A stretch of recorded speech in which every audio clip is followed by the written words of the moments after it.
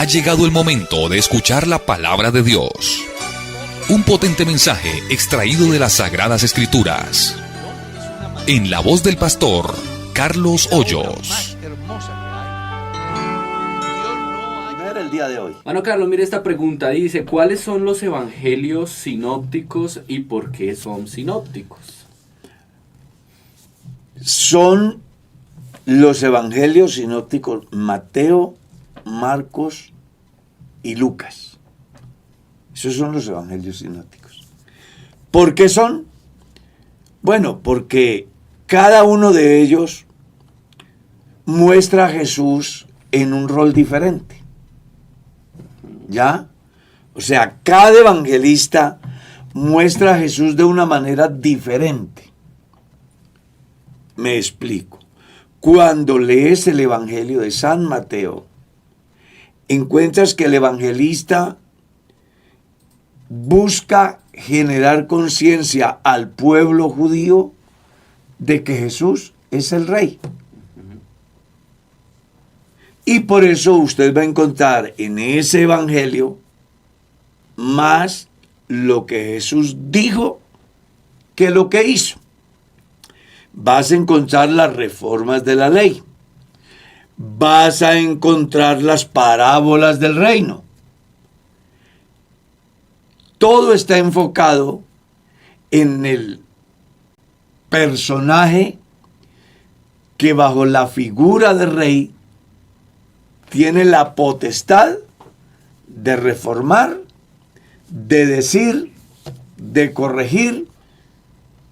Y bueno, con ese mensaje, el evangelista le dice al pueblo israelita, Jesús es el rey que estaban esperando.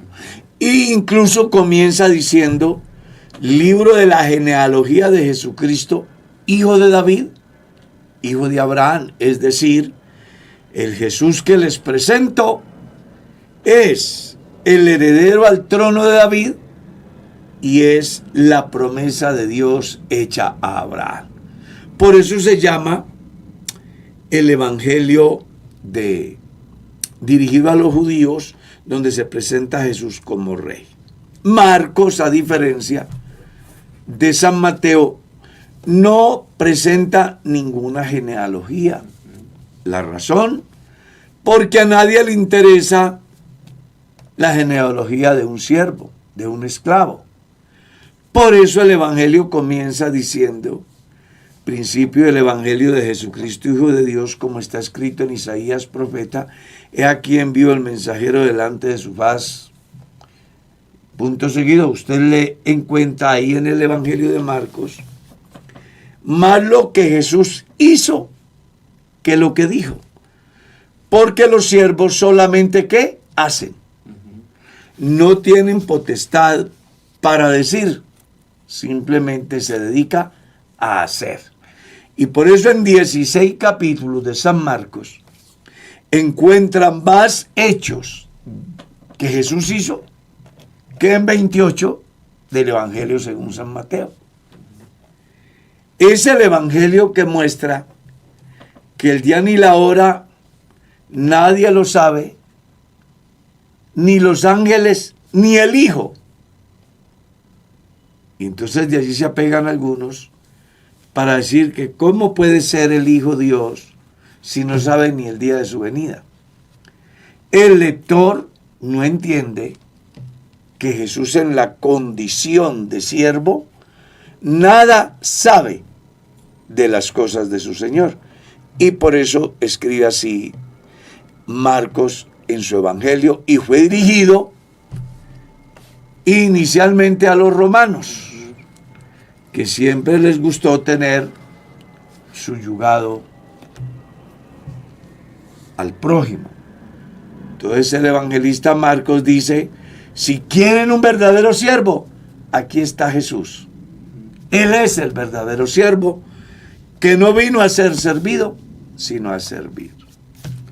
Luego viene Lucas, que es el tercer evangelio sinóptico. Presenta a Jesús como el hombre perfecto. Y fue el primer tratado dirigido a los griegos, según el libro de Hechos, capítulo 1, el verso 1, ¿no? Ujú. Leemos, en el primer tratado, oh Teófilo, te hablé acerca de las cosas que Jesús comenzó a hacer y a enseñar. En el primer versículo de Lucas, leemos, puesto que muchos han intentado poner en orden las cosas, dice Lucas, a mí también después de haber investigado con diligencia, haber preguntado a todos los que estuvieron con Jesús desde el principio, escribírtelas en orden, oh excelentísimo Teófilo, para que tu fe sea afianzada en la verdad. Cuando Lucas, que es un cronista, porque el Evangelio de Lucas es una crónica, donde él se dedica a hacer una investigación, ¿con quién? Con José, con María, con los apóstoles, con todos los que estuvieron con Jesús, acerca de los diferentes eventos, para hacer un documento que reuniera lo más importante de la vida de Jesús, para que así Teófilo, que era un griego, y que además era una figura destacada entre los griegos, que había creído al Evangelio, pues no fuera de ser seducido por enseñanzas equivocadas. Ya que el mismo texto del capítulo 1, verso 1 de Lucas dice, puesto que muchos han intentado poner en orden. O sea, después de la muerte y la resurrección de Cristo, surgieron muchos escritores y pensadores que buscaron narrar la vida de Jesús desde orillas diferentes. Y en esa narrativa de los diferentes escritores existía la posibilidad que se colara levadura, entre los cuales, pues, Lucas descubre seguramente escritos que eran dañinos, como la última pasión de Cristo, como el nuevo evangelio, ¿sí? Como el otro evangelio, como el evangelio de José de Arimatea, como los hechos de Bernabé, como el Apocalipsis de Pedro, que a través de ellos los escritores buscaban desvirtuar la esencia de la obra y vida de Jesús, generando entonces confusión. Y Lucas dice, yo no puedo permitir de que un hombre como Teófilo y la iglesia entre los griegos llegue a ser afectada de manera negativa, sacándolos del contexto real de lo que fue la obra y vida de Jesús, y por eso él hace esa investigación. Es un evangelio particular porque muestra la genealogía de Jesús de manera descendente, no ascendente. La diferencia que hay entre la genealogía de Mateo es que es ascendente, porque Jesús es el heredero al trono y viene de atrás hacia adelante. Lucas no. Lucas comienza de Jesús hacia atrás hasta llegar a Adán, hijo de Dios, descendente, la descendencia de Jesús. Es el único evangelio que menciona el proceso de la vida de Jesús en todos sus aspectos. Y crecía Jesús en estatura, en sabiduría y en gracia delante de Dios y de los hombres. Es el único evangelio que muestra la presentación de Jesús y la circuncisión de Jesús, la purificación de María, el sacrificio. Y con lujo de detalles, los milagros y las sanidades, ¿no? Lucas. Claro, porque el objeto de Lucas es que Teófilo tenga un verdadero fundamento para que así afiance su fe y, como decimos en el tiempo de hoy, que no coma cuento. Yo me imagino el boom de información en el momento que Jesús muere desde las diferentes orillas. Y entonces Lucas dice, voy a dejarle un evangelio a Teófilo y a la iglesia entre los griegos, a través del cual ellos puedan conocer de primera mano, con una investigación muy dedicada, quién es Jesús. Se llaman sinópticos porque, como dijimos al principio, son las diferentes maneras de presentar a Jesús a tres diferentes grupos. Por eso llaman evangelios sinópticos. ¿Por qué Juan no aparece en los evangelios sinópticos? Sería la otra pregunta. Sí, claro. Bueno, porque es que Mateo muestra a Jesús como rey, Marcos muestra a Jesús como siervo, Lucas muestra a los griegos a Jesús como el hombre perfecto, Juan muestra a Jesús como Dios. O sea, la visión de los tres evangelistas primero se resume en algo simple: el rey de los judíos, el siervo de los romanos, el hombre de los griegos, es simplemente Dios. Así de simple. Dios. Y por eso comienza Juan diciendo: en el principio ya estaba el verbo, y el verbo era Dios. Y por ese verbo fueron creadas todas las cosas. Y sin él, nada de lo que hay hecho fue hecho. Y en el mundo estaba, y el mundo por él fue hecho. Pero el mundo no le conoció. Ahí tiene una breve explicación de los evangelios sinópticos. Amén. Y una pequeña ñapa. El por qué Juan no No es es sinóptico. no es sinóptico.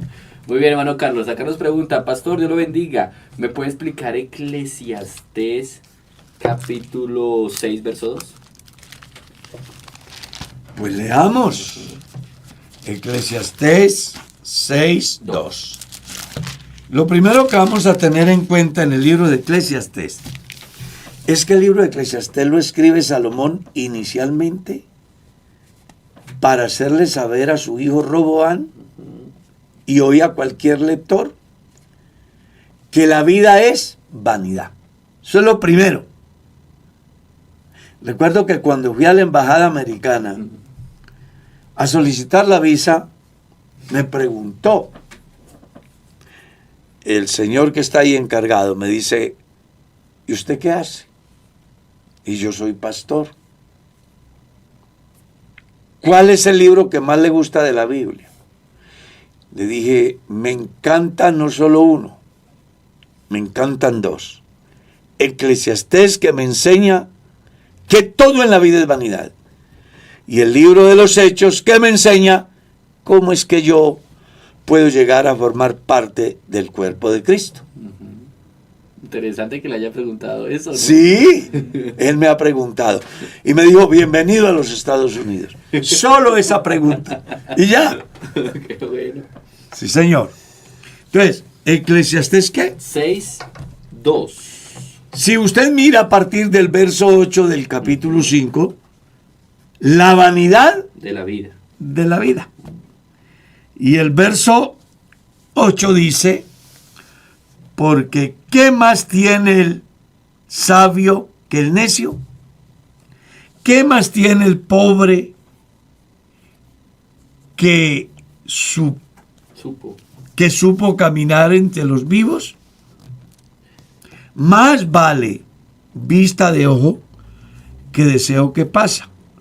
Y también esto es vanidad y aflicción de espíritu. Él pregunta por el texto. El texto que él pregunta es, más atrás, en el verso 1 y 2, dice: Ah, hay un mal que he visto debajo del cielo y muy común entre los hombres, el del hombre a quien Dios da riquezas y bienes y honra, y nada le falta de todo lo que su alma desea, pero Dios no le da facultad de disfrutar de ello, sino que lo disfrutan los extraños. Esto es vanidad y mal doloroso. claro, es que si volvemos al principio, si miramos bien el libro de Eclesiastés, el objetivo de Salomón es mostrarle a Roboam y hoy a cualquiera de que todo es vanidad. Entonces hay gente que se jacta de sus saberes, de su fama y de sus riquezas, y se les olvida que se mueren, nada se llevan y otro disfruta lo que ellos acumularon. El mensaje final de este libro es que hay que aprovechar lo que Dios nos da.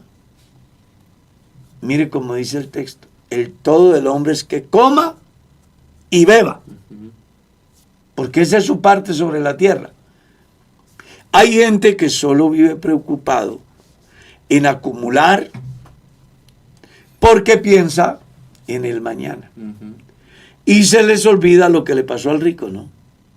Tiene una hacienda, viene una cosecha, no tiene dónde almacenarla, como tiene dinero, construye grandes almacenes y al final viene la cosecha, la guarda, se sienta y dice, alma, tienes bienes para muchos días, come, bebe, duerme, sáciate. Y en esa hora escuchó una voz que le dijo, necio, hoy vienen a reclamar tu alma y lo que has provisto, ¿para quién será? Y es un común denominador a lo largo de toda la historia de la humanidad. Pero claro. Usted ve los egipcios, los enterraban con sus riquezas. Usted ve los emperadores chinos, los enterraban con su riqueza, hasta con su ejército. Imagínense. Claro.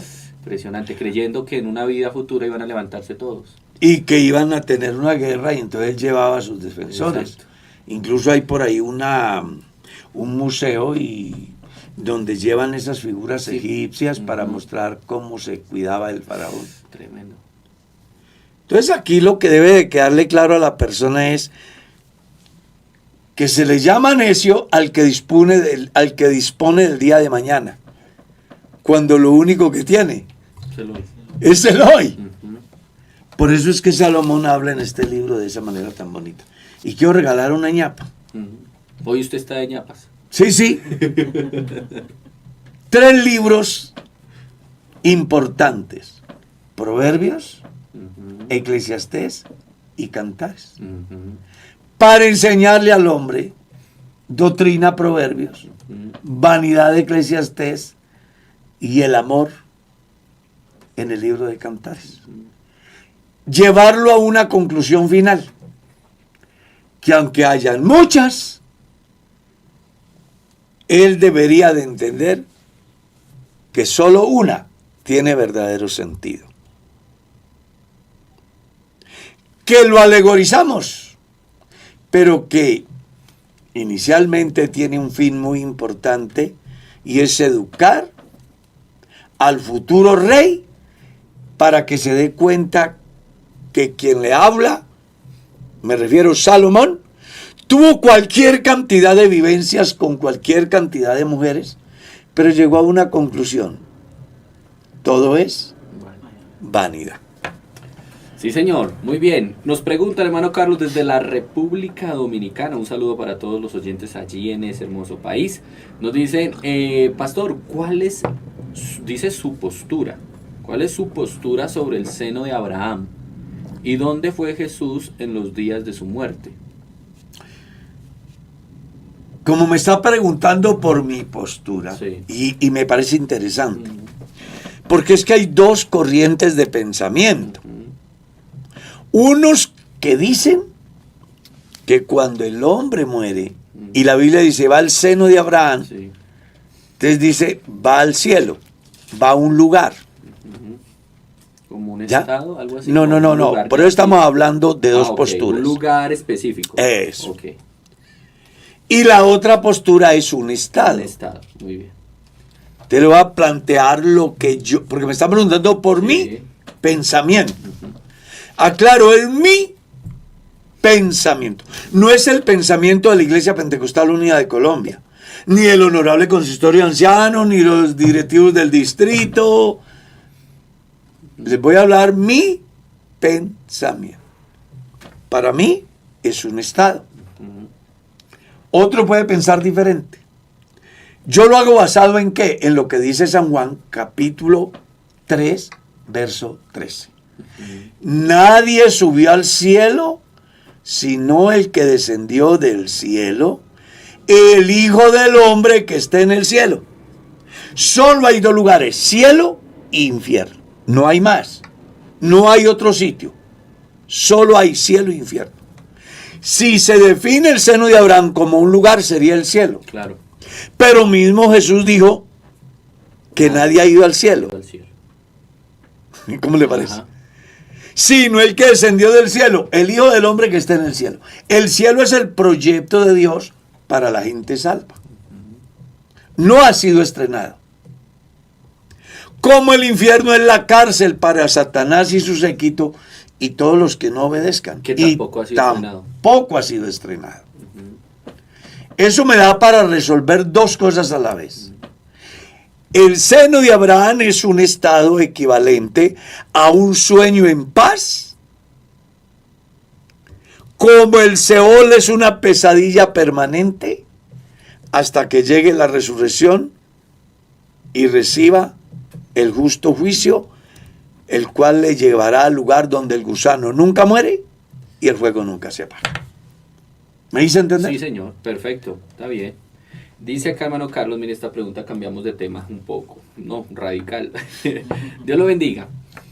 Solo soy un simpatizante de la iglesia. Tengo una pregunta. Felicitaciones.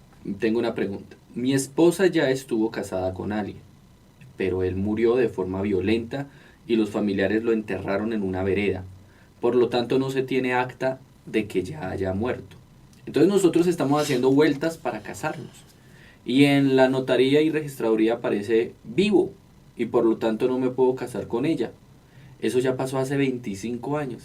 ¿El tribunal eclesiástico puede ayudarme? Le recuerdo que solo soy simpatizante de la iglesia. Si usted gusta, le dejo mi número, dice, para que me oriente mejor. Dios lo bendiga. Pues que me deje el número y hablamos.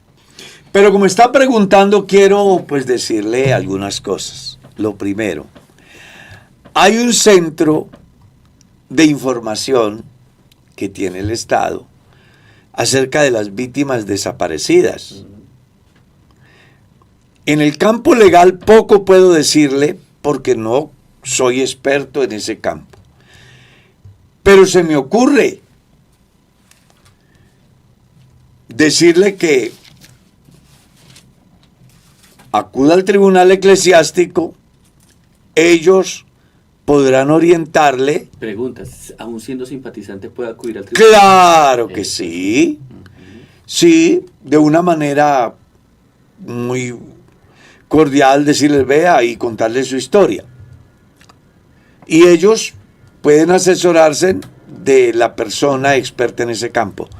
Pero desde mi visión, así a grandes rasgos, ¿qué es lo que deben hacer? La señora ir ante un fiscal y colocar el denuncio de que se le ha muerto, le han quitado la vida a su marido hace 25 años en determinada vereda. Si tiene testigos, que vaya con testigos y coloque como esa denuncia, para que ellos, a través de la unidad de víctimas, busquen y a lo mejor encuentren el sitio y puedan exhumar los restos y dar por sentado de que efectivamente la persona murió de manera violenta, y con ello pues ella pueda dar sepultura. Ya con la carta de difusión, ella puede certificar de que su primer marido murió y en consecuencia subsanar el documento en la notaría para que aparezca muerto y ahora ella, ya viuda, pueda iniciar el proceso para casarse de nuevo. ¿Ya? Porque ella puede casarse ahora, pero le va a parecer que su marido está vivo. Y eso puede traerle problemas legales. Aunque no soy la persona autorizada desde el campo legal, pero puedo darle esa pequeña orientación. Vaya al fiscal o a la fiscalía, diga, hace 25 años yo estaba casada con fulano de tal, lo mataron en la vereda tal, aquí hay testigos de eso, y pues yo ahora, después de 25 años quiero casarme, voy a mirar los documentos de notaría y aparece que está vivo, y yo necesito que me resuelvan eso. Creo que es el paso que debe hacer. Muy bien, hermano Carlos. Mire esta pregunta que yo creo que muchos están ahí en esa encrucijada. Estoy simpatizando con el Evangelio. ¡Qué bendición! Me quiero bautizar en el nombre de Jesús, pero mi compañera no se quiere casar conmigo. ¿Qué hago, pastor? Llevamos más de 15 años juntos. Pues lo que usted tiene que hacer es ponerla a escoger. Y usted saber escoger. Entonces, si usted entiende el Evangelio y ama a su mujer y le propone matrimonio y ella no quiere, entonces ya usted es el que tiene que establecer la diferencia. ¿Qué es más importante? ¿Condenarse con la mujer que no es su mujer? Porque aunque ha vivido con ella, legalmente no lo es. O renunciar a ella a pesar de, por amor a. Porque es que ahí ella tiene que escoger y usted tiene que escoger. Si ella ama su hogar, su matrimonio, la unión, entonces la formaliza casándose. Pero si ella no quiere, entonces ya usted es el que tiene que tomar la decisión. Si vale la pena estar con una persona como para acompañarla hasta el infierno, o vale la pena renunciar a dicha relación para agradar a Dios y salvar su alma. Tremendo, sí señor, una decisión que... Es que hay que tomarla. No existe punto intermedio. Eso no es así. Las personas deben de aprender a decidir entre lo más importante y mirar qué gana y qué pierdo. Yo tengo ese caso, un ejemplo. Pues yo tengo que medir consecuencias. ¿Qué gano si no me caso con ella? ¿Cierto? ¿Y qué gano si decido caminar con Dios? Porque si ella no se quiere casar conmigo, pues yo sé que si viene el Señor o me llega la muerte me pierdo. Entonces, ¿qué gano en seguir así? ¿Y qué pierdo en seguir así? ¿Y qué gano en renunciar a ella o a él? Porque puede haber también otra pareja que tiene el problema, pero en el otro sentido. Sí. Si renuncio al presunto amor, por amor al ser más grande que hay, que se llama Dios. Sí, señor, así es. Muy bien. Pregunta, hermano Carlos. Tengo una pregunta. Una mujer orando por un niño le revela, supuestamente dice ella, Dios, a la madre, que ese niño por el que está orando tiene un hongo en el estómago. La pregunta es, ¿un cristiano puede saber que una persona tiene una enfermedad específica en su cuerpo solo con orar? Mire que esa pregunta me suena como que también la habían hecho en el pasado. Pues eso es un concepto supersticioso. Sí. Eso lo que me dice a mí es que hay cristianos que todavía no se han convertido. Pastor Diego y toda la audiencia que hoy está en sintonía. Cuando hay esos planteamientos, realmente es muy fácil detectar la formación espiritual que tiene la persona. Porque eso es como similar al que me dice a mí que yo tengo un problema de salud y que tengo que contar hasta 8 o 9 un determinado medicamento y luego devolverme de 9 hasta 1 y que soy curado. O el equivalente a: esta agüita es muy saludable si hace este rezo. O voy al presunto homeópata y me va a hacer, yo qué sé, un bebedizo y veo que él primero lo reza. Superstición. Eso nada tiene que ver con cristianismo. La persona que hace esa oración y dice que Dios le mostró, así no funcionan las cosas con Dios. Y querido amigo, porque puede ser un simpatizante, pero claro, no ponga atención a eso. Eso no es así, no funciona de esa manera. Si un cristiano ora por un enfermo, no tiene por qué estar diciendo Dios me mostró, exacto, Dios me reveló. No, la persona ora para que en la voluntad de Dios el enfermo sea sano y punto. Que pasa mucho en otras denominaciones. Pero ¿no? claro. Y engañan a muchos. Claro. Impresionante. Son manipuladores de masas, de conciencias que viven al margen de lo que Dios enseña. Eso sí quiero decirle a la persona. Los espíritus no salen ni con cirugías, ni con dietas, ni con reposos, ni con pastas, ni con inyecciones. ¿Está claro? ¿Y qué decir, hermano Carlos, en esos eventos masivos de nuestra denominación, de nuestra iglesia, que uno escucha a algún predicador decir, aquí hay una persona con dicha enfermedad, Dios la quiere sanar, aquí hay una persona de tal forma, Dios quiere hacer... A mí se me hace que esa persona está muy afectada por el neopentecostalismo. ¿Ya?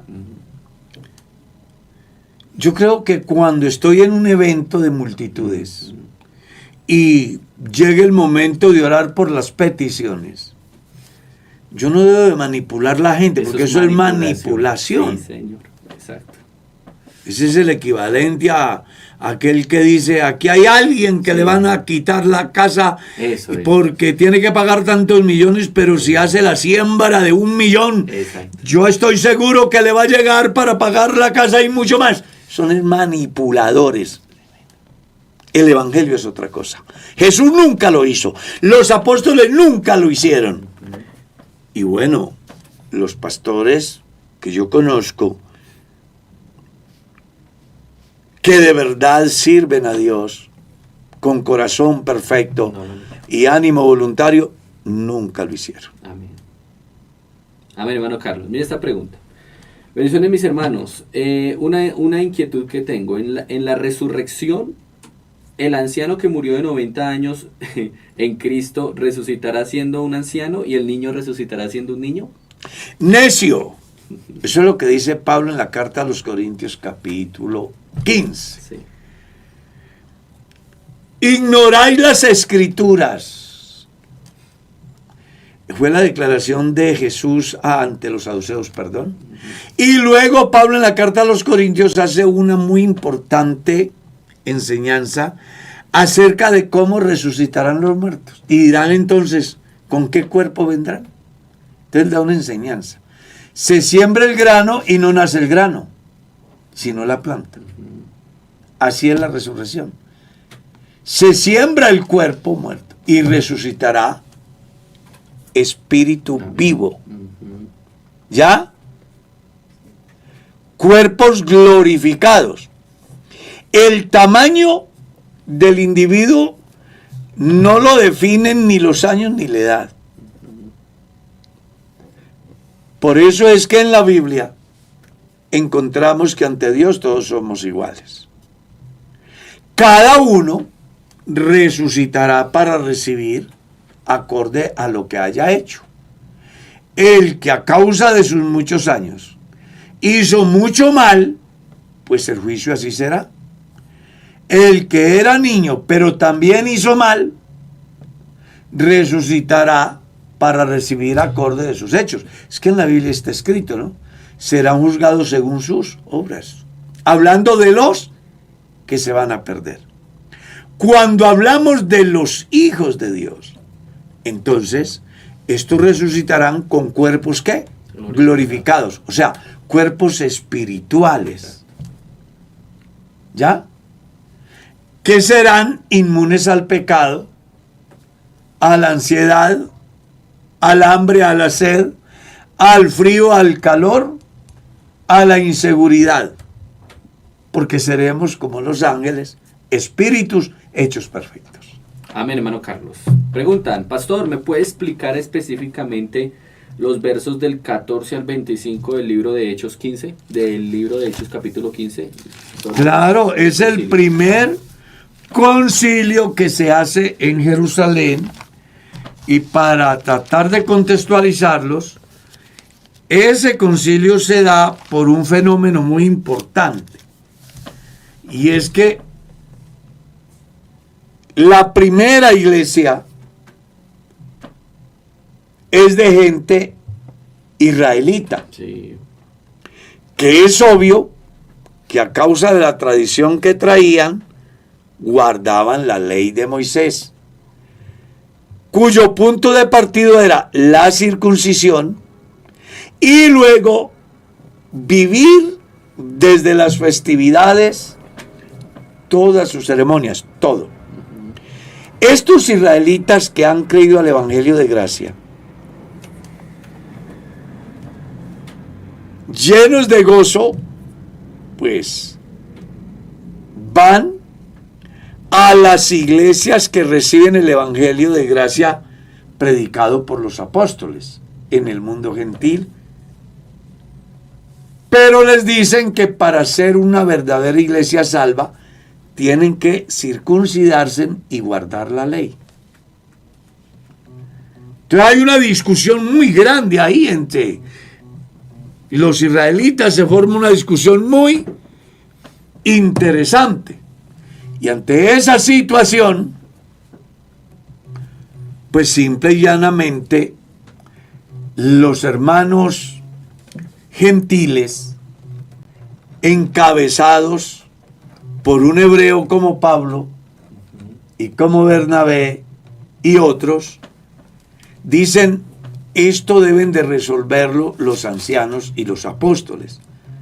Entonces convocan un concilio, que fue el primer concilio de la iglesia, con el ánimo de mirar cuál es la postura de los apóstoles y los ancianos acerca de esa temática. La conclusión final es que no se deben de inquietar a los gentiles que se convierten al evangelio, sino que lo que hay que hacer con ellos es decirles que se aparten de ahogado, de fornicación, de sangre y de ídolos. Y concluye diciendo: por lo demás, pasadlo bien. En ninguna declaración de ese concilio se le exige a la iglesia salva por gracia guardar el sábado, hacerse circuncidar, guardar todas las festividades hebreas, en ninguna. Porque se supone que desde el punto de vista bíblico, Jesús es el cumplimiento de la ley. Es más, la Biblia dice: el fin de la ley es Cristo, para justicia a todo aquel que cree en él. Cuando una persona crea el Evangelio de Jesucristo por la fe, ya no depende de observar la ley en todas sus expresiones. Esa es la razón del pasaje que el hermano quiere que se le explique y que espero que le haya quedado claro. Amén, hermano Carlos. Nos saludan desde los Estados Unidos y un joven músico pregunta lo siguiente. Mire este caso. Dios lo bendiga, pastor. Tengo una curiosidad. Veo que en otras denominaciones cristianas tienen la práctica de contratar músicos profesionales, no necesariamente cristianos, para sus servicios u ocasiones especiales, para darle como más calidad musical y profesionalismo a sus servicios. Yo soy cristiano de Leipul, e incluso a mí me han contratado otras denominaciones para tocar y me remuneran por ello. Pero si me preguntan si soy cristiano o no, yo las acepto, porque lo veo también como trabajo. ¿Qué opina usted, pastor? ¿Estoy haciendo bien? Vea, el hecho de que la música cristiana se haya secularizado no es igual a que al yo llegar a ese nivel lo esté haciendo bien. Porque, hombre, una comunidad, entre comillas, llamada cristiana, pues deja mucho que desear que por tener un evento suntuoso contrate gente no convertida. Terrible, ¿no? Yo me voy a traer entonces para que el culto el próximo domingo tenga mucho ambiente, entonces me traigo a Shakira. Eso no tiene sentido. Pero puede darse, y parece que se da ya según dice el hermano, porque es que a la gente se le ha olvidado la teología del culto, cuyo centro es Dios, Amén. no el espectáculo. Hoy tenemos ese fenómeno, no solo en Estados Unidos. Yo he estado en varios lugares de Colombia y en varios países, y me ha llamado la atención que los escenarios donde es para la predicación del evangelio no tienen nada que envidiarle a una taberna, porque se supone que es un lugar de entretenimiento, no de culto y de adoración a Dios. Y uno le dice a quien lidera el proyecto, ¿por qué así? Y ellos dicen, no, es para que los jóvenes estén en su ambiente.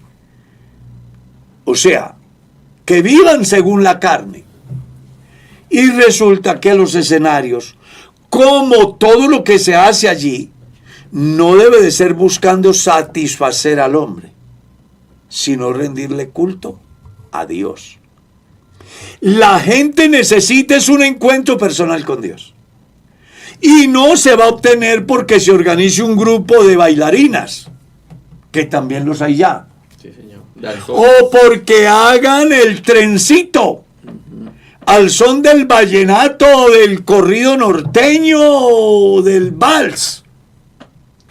Así no funciona el culto.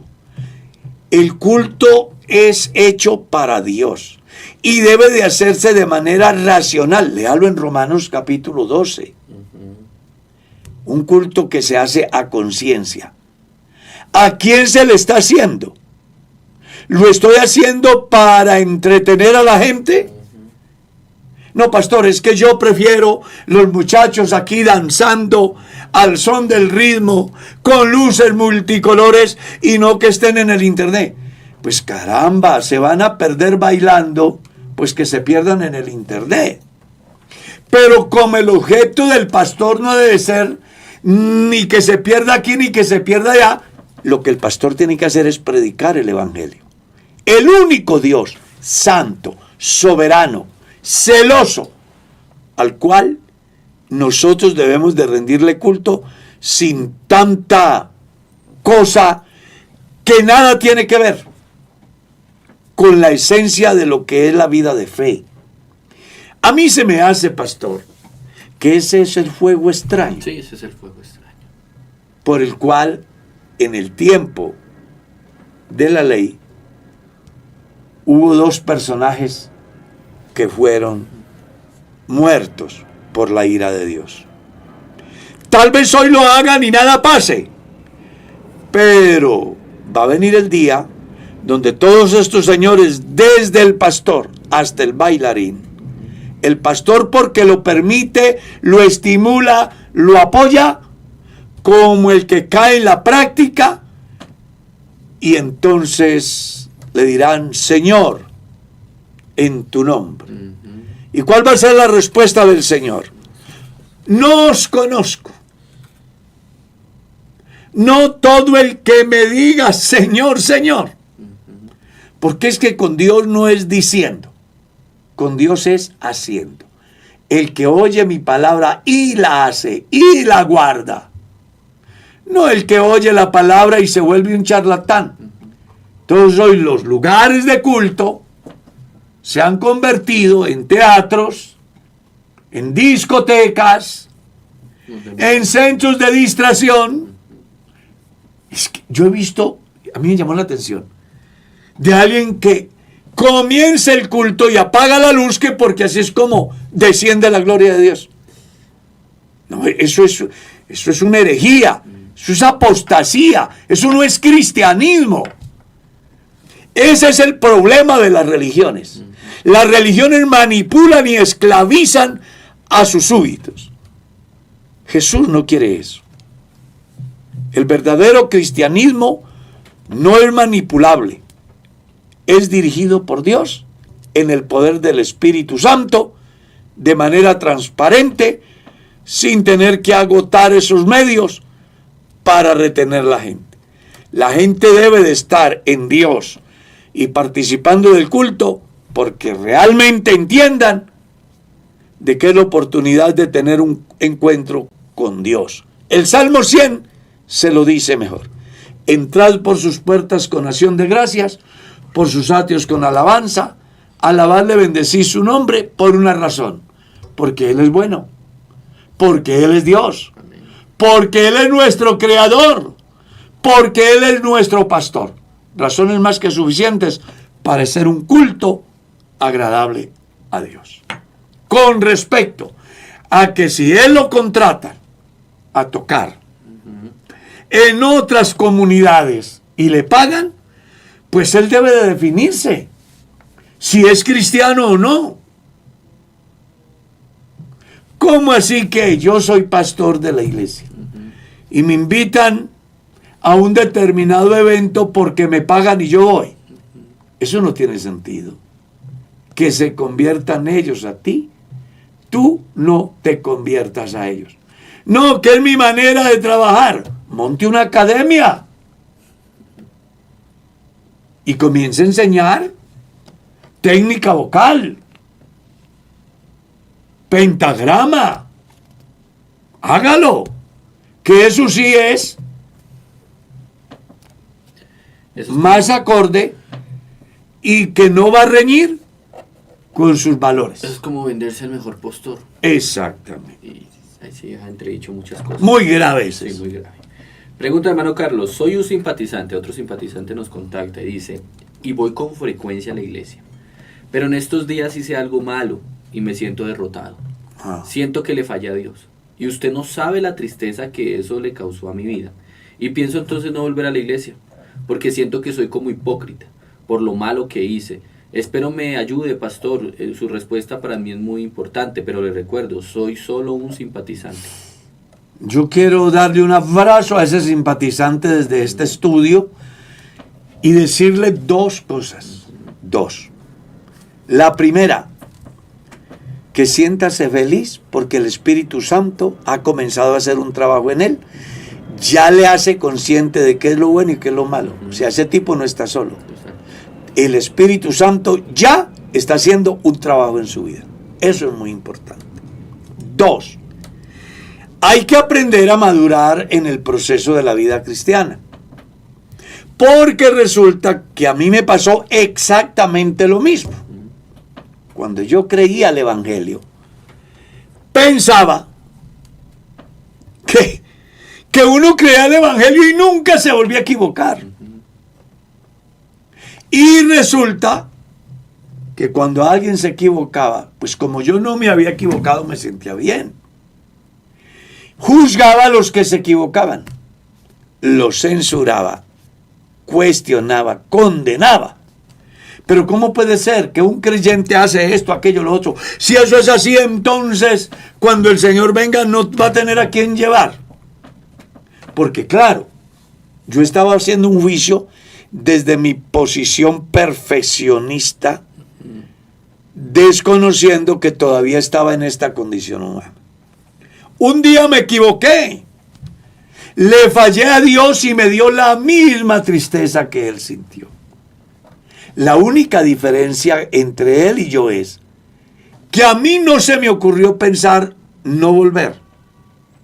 Al contrario, ahí entendí cuán vulnerable soy y comprendí que solo se puede ser cristiano por la misericordia de Dios. Entonces, antes de desistir, fui, me postré, le pedí perdón a mi Dios y Dios me dio una enseñanza a no juzgar a los que se equivocan, sino más bien entender que son tan débiles como yo y que requieren del apoyo de las personas que en el momento puedan estar de una manera correcta ante Dios. Entonces yo lo quiero motivar a que ahora más que nunca se aferre de la mano de Dios y que aprenda de esa lección, como está escrito: si alguno cree estar firme, mire que no caiga. Usted, afortunadamente, Dios en su gracia, ya voy a ir a donde yo creo que debo de ir. Ya es salvo. Porque cuando hay generación de conciencia en el campo de qué es bueno y qué es malo, es porque Dios lo ha salvado. Solo que en el camino tuviste un obstáculo, te has tropezado, Pero tienes que levantarte, mirar a Jesús, dejar ese episodio atrás y hacerte la meta de no volver a fallar. Consciente de que muchos como usted, entre ellos su servidor, también le sucedió. No hay que permitir que el señalador nos gane la batalla, porque él siempre va a estar ahí, el enemigo siempre va a estar diciendo, no puedes, si ves, no eres capaz. No claro. A mí me decían, usted no dura 6 meses en esa religión, me decían. Pero llevo más de 50 años y ahora estoy más aferrado a Dios y a su misericordia que nunca. Amén, hermano Carlos. Mire esta pregunta. Juan el Bautista, ¿en qué fórmula bautizaba? ¿Qué nombre invocaba? En el nombre de Jesús. Y si a los que bautizó también eran herejes, ¿por qué a los que bautizó no lo hizo en el nombre de Jesús? Dice acá. No, mire lo que él decía. Yo el bautizo en agua para arrepentimiento. Pero tras mí, hablaba de Jesús. Viene uno que es mayor que yo. Él bautizará con Espíritu Santo y fuego. Juan bautizó en el nombre de Jesús. No dijo, yo te bautizo en el nombre, pero sí en el nombre del que vendría después de él, que es Jesús. Por eso Juan aparece como el precursor de la primera venida de Cristo. Y eso me da pie para tratar de ayudar a aquellos que malinterpretan a Hechos 19 y que justifican un segundo bautismo, sí, diciendo que todos los que bautizó Juan tuvieron que ser bautizados por Jesús o por los apóstoles, basándose en Hechos 19. Y lo que pasa es que en Hechos 19 hay un grupo de creyentes, sí, que han sido bautizados, entre comillas, en el bautismo de Juan. Léalo y verá. Aconteció que entre tanto que Apolos estaba en Corinto, Pablo, después de recorrer las regiones superiores, vino a Éfeso. Y hallando a ciertos discípulos les dijo, ¿ustedes recibieron el Espíritu Santo cuando creyeron? Y ellos dijeron, ni siquiera hemos oído si hay Espíritu Santo. Desde la visión de Pablo, todo el que creía en Jesús era bautizado en el Espíritu Santo. Eso es lo que dice ahí. Sí. ¿Recibisteis el Espíritu Santo cuando creísteis? Dice Pablo. ¿Y qué dicen ellos? Ni siquiera hemos oído si hay Espíritu Santo. Dijo Pablo, ¿en qué pues fuisteis bautizados? Ellos dijeron, en el bautismo de Juan. Y déjeme, ¿cómo es que dice? Parafrasear. Algo así. Se me ocurre ver a Pablo sentado diciéndoles, pero eso es raro. ¿Cómo así que fueron bautizados en el bautismo de Juan y no saben si hay Espíritu Santo? Si Juan a todo el que bautizaba les decía que Jesús bautiza con Espíritu Santo y fuego. Y ustedes no saben eso. Yo ni siquiera hemos oído. Y yo, no, entonces tengo que volverlo a bautizar. Porque no estaban bautizados. No estaban bautizados, exacto. Es decir, los habían engañado con un bautismo del supuesto Juan, que no era el bautismo de Juan, porque Juan decía, yo bautizo en agua, pero el que viene después de mí bautiza con Espíritu Santo y fuego. Y por eso les hace la pregunta, ¿fueron llenos del Espíritu Santo cuando creyeron? Y yo digo, no, ni siquiera hemos oído ese Espíritu Santo. Si sigues leyendo el pasaje, descubres que cuando escucharon la enseñanza de Pablo, fueron bautizados en el nombre del Señor Jesús y fueron llenos del Espíritu Santo. 12 hombres. Eran por todos unos 12 hombres.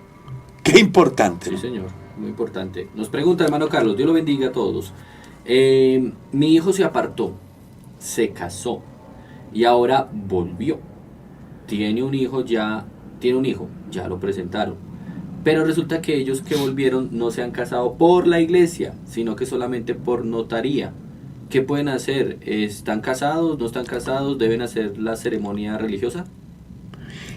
Ellos están legalmente casados ante Dios y ante la ley.